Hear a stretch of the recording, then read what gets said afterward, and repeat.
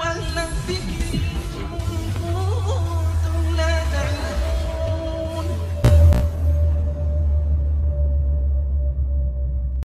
Kalau ada pertanyaan, ya kami persilakan. Wallahu a'lam bishawab. Baik Ustadz, jazakallahu khairan atas materi yang disampaikan pada sore hari ini. Dan kini kita telah memasuki sesi tanya jawab. Kami ingatkan kembali bagi para pendengar setia Radio Roja Darussalam 106,7 FM dimanapun Anda berada, dipersilakan untuk mengajukan pertanyaan dengan cara menelpon langsung atau bisa mengirim pesan singkat WhatsApp ke nomor 081273147317 atau bisa menuliskan pertanyaannya di kolom komentar via channel YouTube Roja Darussalam.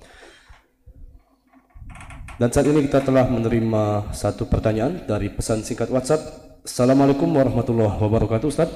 Assalamualaikum warahmatullahi wabarakatuh. Semoga Allah merahmati Ustadz dan keluarga serta kaum muslimin dimanapun berada. Amin. Izin bertanya Ustadz, berapa tahun belakangan ini saya merasa gelisah, tidak tenang ketika berada di keramaian.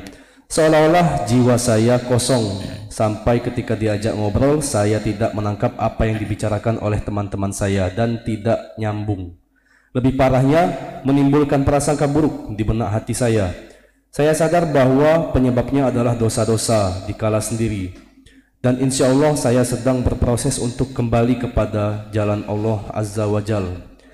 Yang jadi pertanyaan Ustadz, bagaimana kiat-kiat atau sikap saya menyikapi teguran dari Allah ini? Sedangkan saya ingin berproses untuk taubat dengan mengikuti kajian-kajian, tapi dengan keadaan saya yang seperti ini Ustadz. Tafadhol Ustadz. Ya. Bismillah. Alhamdulillahirabbil alamin.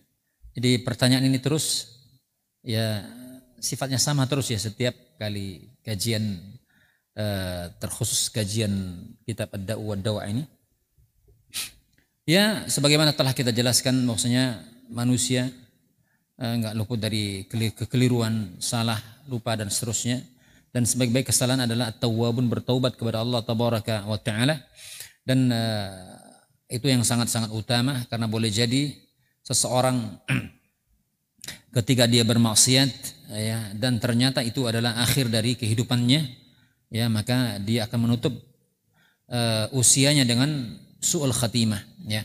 Oleh karenanya itu juga sekaligus di antara kiat agar seseorang berhati-hati jangan sampai dia memudah-mudahkan menggampang-gampangkan suatu maksiat nanti toh akan bisa bertobat juga. Nah, itu jangan pernah terpikirkan oleh kita sehingga dia tidak bermudah-mudahan dalam melakukan dosa ya.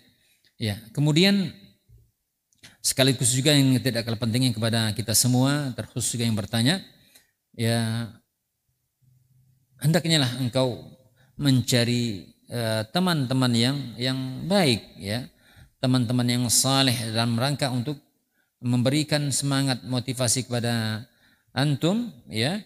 Jangan sampai nanti justru memudahkan untuk melakukan dosa, untuk memudahkan melakukan maksiat ya. Tapi ketika sering duduk dan berkumpul dengan teman-teman yang saleh, teman-teman yang baik, paling tidak dia akan mengingatkan ya. Ya karena pertemanan yang sesungguhnya adalah pertemanan yang senantiasa memberikan nasihat kepada kita atas kebaikan ya. Ya. Bahkan dikatakan dalam firman Allah tabaraka wa taala ya Allah tabaraka wa taala menyebutkan dalam salah satu firman Allah tabaraka wa taala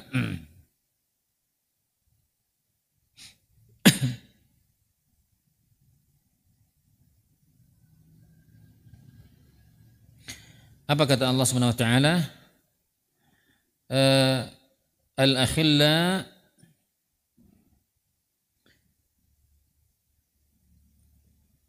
yawma idzin ba'dhum li ba'dhin aduwwan illa al-muttaqin. Ya.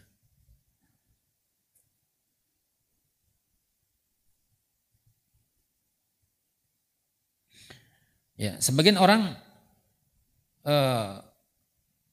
hari ini bermudah-mudahan dalam berteman, artinya mencari teman yang sembarangan, yang akhlaknya buruk, suka posting-posting sesuatu yang tidak bermanfaat. Nah ini merugi ya. Maka kata Allah Tabaraka wa Taala, al-akhilla yawma idzin ba'duhum li ba'din aduwwan ilal muttaqin. Pertemanan atau teman-teman yang akrab ya pada hari esok ya, sebagian menjadi musuh bagian yang lain ya. Sebagian menjadi musuh bagi yang lain. Illal muttaqin, kecuali orang yang bertakwa. Ya. Maka orang bertakwa ini adalah orang yang memberikan keberuntungan pada kita. Dunia, akhirat kita. Ketika di dunia, ketika salah kita dinasihatkan. Ya. Ketika kita salah di dunia kita dinasihatkan. Diingatkan. Adapun teman yang buruk, malah kita apa? Diajak, ya, disupport. Ini malah nanti justru jadi musuh. Ada bertakwa, maka dia akan menjadi teman di dunia dan teman di akhirat. Memberikan nasihat kebaikan. Di akhirat dia menjadi teman. Dan kita dikumpulkan di akhirat bersama orang muttaqin, bersama orang yang kita cintai. Ya. Maka mencari teman yang baik. Ya ketika sesudah itu ya diisi kegiatan-kegiatan kita atau yang bertanya ini dengan hal-hal yang bermanfaat. Ya. Sibukkan diri dengan sesuatu yang bermanfaat.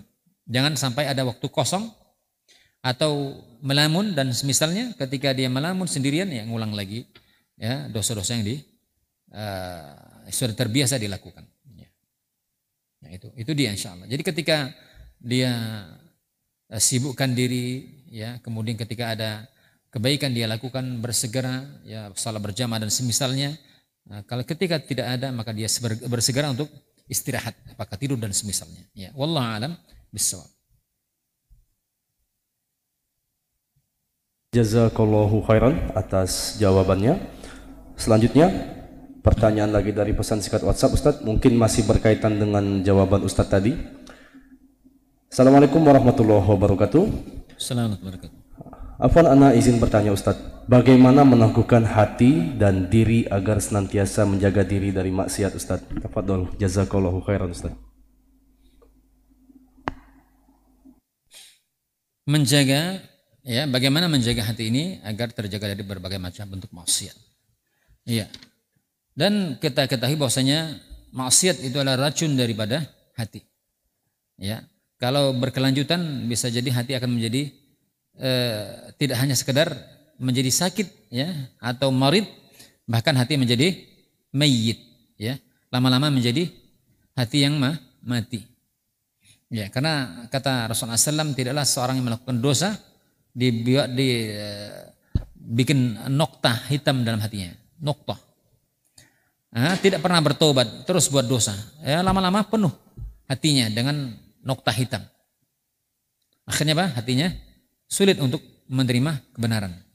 Ya. Hatinya susah untuk menerima kebenaran. Maka bagaimana hati itu biar terjaga, bersih dan jauh dari maksiat? Ya, banyak-banyak tilawatul Quran, zikir kepada Allah Tabaraka wa Taala, qiyamul lail, ya, puasa-puasa sunnah. Ya, seperti itu, ya. Banyak-banyak istighfar, taubat, ya itu dia. Ya kalau dia sudah menyibukkan diri dengan zikir pagi, zikir petang, Allah akan jaga dia. Ya. Kemudian dia membaca Al-Quran, zikir. Ya, zikir yang paling utama adalah qiraatul Quran. Ya, kemudian apalagi salat sunnah dia jaga, apalagi puasa sunnah. Ya, karena yang paling kuat yang menggoda manusia adalah syahwat. Ya. Syahwat harta maupun syahwat wanita. Ya, maka kata Rasulullah SAW,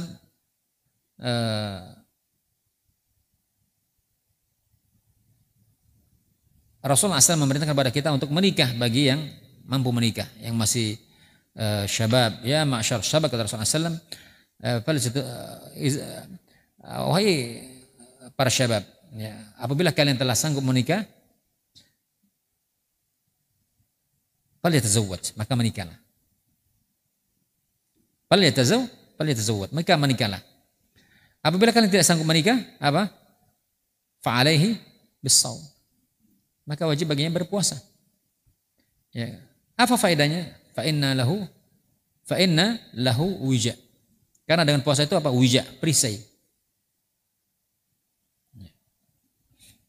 Dan berbicara masalah wija di sini, maka puasa itu wija. Wija minal ma'siyah, wija minan nar, min adzabin nar. Kata Rasulullah SAW. Jadi puasa itu bisa perisai dari maksiat, bisa perisai dari neraka atau azab Allah tabaraka wa taala. Jadi seperti itu. Ya, maka banyak puasa sunnah, salat sunnah maupun ibadah-ibadah yang lainnya. Sehingga ketika seseorang melakukan ibadah-ibadah sunnah, ibadah-ibadah nafilah, maka Allah tabaraka wa taala akan mencintainya. Ya. Kita mendekatkan diri kepada Allah tabaraka wa taala dengan amalan-amalan sunnah. Dengan sebab itu Allah tabaraka wa taala akan mencintai kita. Ya wallahu alam bis-shawab. Baik Ustadz, jazakallahu khairan atas jawabannya. Masih ada lagi pertanyaan dari pesan singkat WhatsApp Ustadz. Assalamualaikum warahmatullahi wabarakatuh. Assalamualaikum. Ana sudah berusaha meninggalkan maksiat.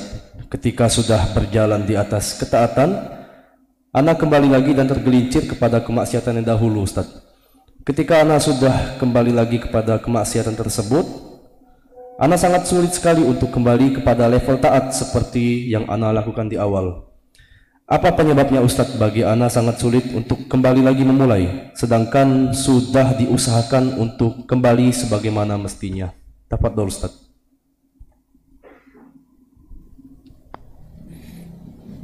Iya, sebenarnya sama jawabannya tadi.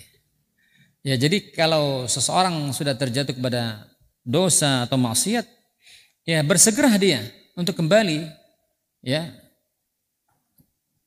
ketika seseorang melakukan maksiat, kata dalam hal-hal kebaikan, ya, dalam hal-hal kebaikan kita diberikan kemudahan oleh Allah tabaraka wa taala. Fattaqullaha mastata'tum, maka bertakwalah kalian kepada Allah tabaraka wa taala dengan kemampuan kalian. Artinya setelah dia menunaikan hal yang fardu, ketika dia tidak mampu hal yang sunnah, maka dia lakukan dengan sesuai kemampuan dirinya. Tapi ketika maksiat, ya, dosa, ya tidak ada dispensasi, ya, tidak ada keringanan, harus dia tinggalkan, dan dia harus memiliki kemauan keras.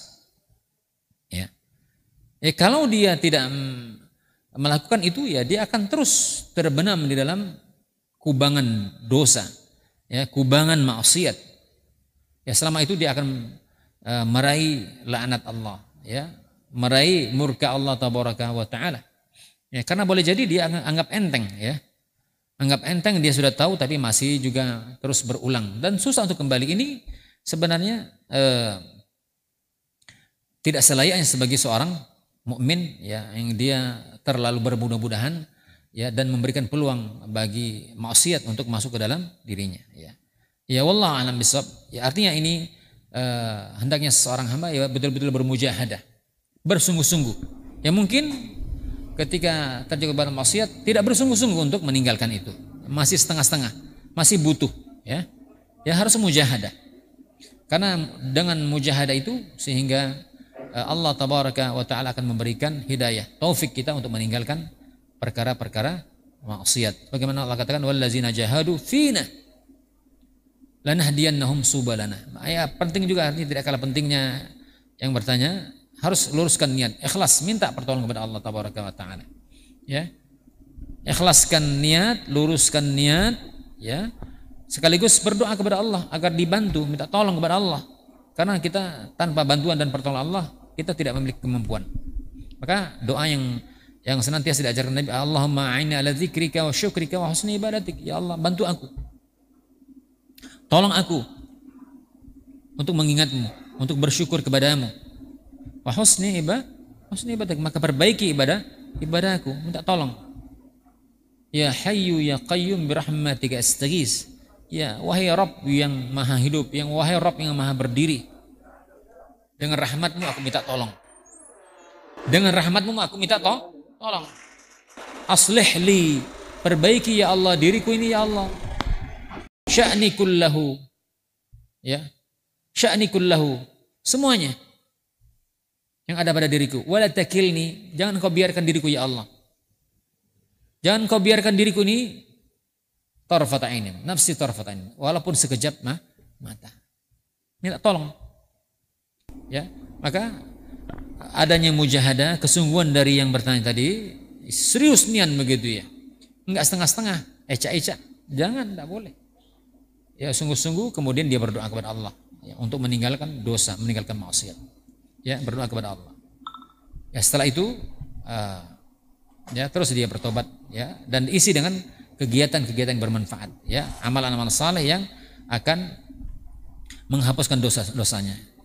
Innal hasanat yuzhibnas sayyiat ya, karena ketika dia sungguh-sungguh ikhlaskan niat ya, melakukan kebajikan demi kebajikan, maka keburukan akan dihapuskan dengan sebab kebaikan. Innal hasanat yuzhibnas sayyiat. Nah, kebaikan itu akan menghapuskan keburukan. Ya wallahu alam bissawab. Ya, kita cukupkan. Subhanakallahumma wa bihamdika asyhadu an la ilaha illa anta astaghfiruka wa atubu ilaik. Wassalamualaikum warahmatullahi wabarakatuh.